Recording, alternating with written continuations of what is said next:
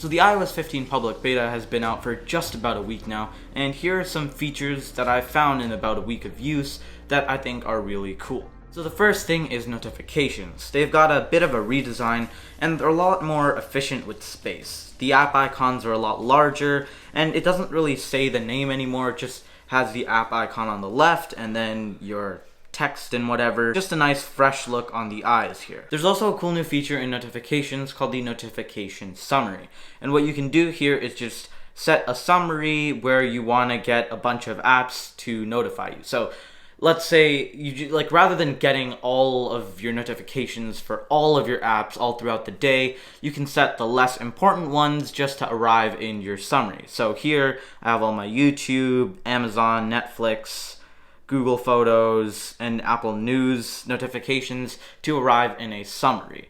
And I have two summaries set, one for 6 a.m. and one for about 11 in the night. I think you can add as many summaries as you want. So next up is focus modes, and they're sort of like separate do not disturb profiles. So you still have regular do not disturb for just silencing pretty much everything. You can schedule it, of course, but then you have focus modes, and the default ones, it gives you driving, sleep, personal, and work, but you can add more. I don't know if there's a limit. So basically what you can do is just allow certain people to contact you through this focus mode, or only certain apps notifications to get through when you have it on. And you can even set separate home screen pages to be available when this focus mode is on. You can even schedule these focus modes, or you can set them to trigger by location. You also have the option to share focus modes across devices, so that when you do turn on a focus mode on your iPhone, it can also be turned on your iPad and Mac and Apple Watch simultaneously. You can also share your focus status so that people do know that you do have notifications silenced. The next one is weather. So this is honestly underrated if you ask me, but it got a huge redesign, and there's a lot more visuals now. FaceTime also got an improvement. It's got a bit of a redesign like so, but it's also got a couple improvements, so you can set different mic modes, standard, voice isolation, or wide spectrum.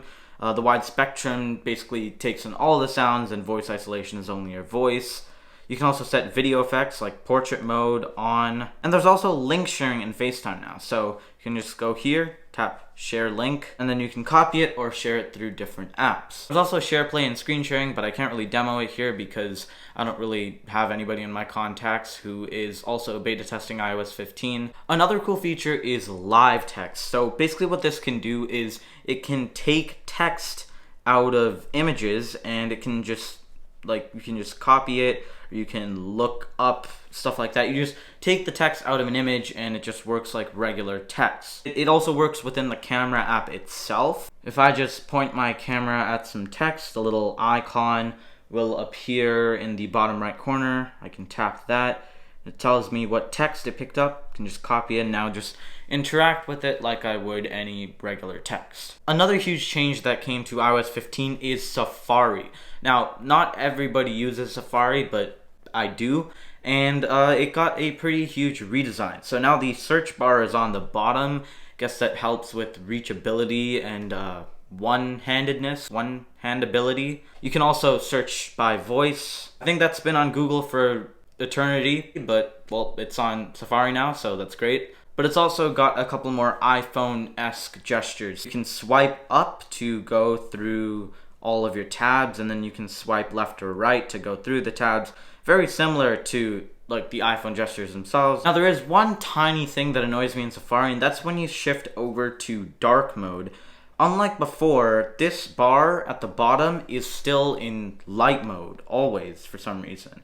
And then when it pops up, it shifts into dark mode, which I found kind of weird. It'd be nice if Apple could just make this all dark. Not a huge deal, but I just found it kind of annoying. There's also one more cool thing in the Photos app, so it does give you a lot more information on whatever videos or photos you're taking. So you can see the resolution, the size of the photo, the ISO, literally everything. The same goes for videos as well, and you can also see the format of whatever photos or videos you're taking. Anyways, that's pretty much it for the video. Thank you so much for watching.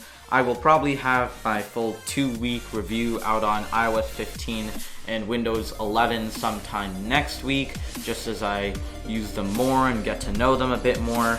Let me know what your most favorite features are from iOS 15 if you are testing it out down in the comments below. But yeah, that's pretty much it for me.